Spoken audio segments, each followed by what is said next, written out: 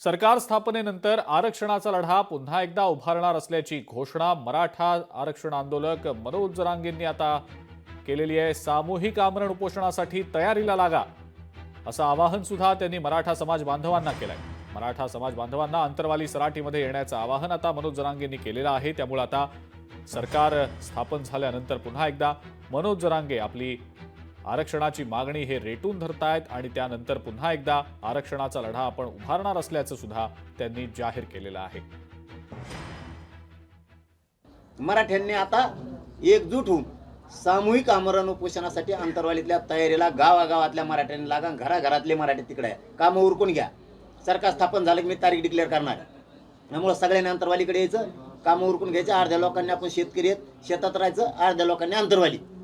काय होत नाही, 10-15 दिवस काम बुडालेली, सगळेच आमरण उपोषणाला बसू। उपोषण किती दिवस चालणार आहे आता? जवळ देत नाहीत तवर, आम्ही जवळ मरत नाहीत तवर।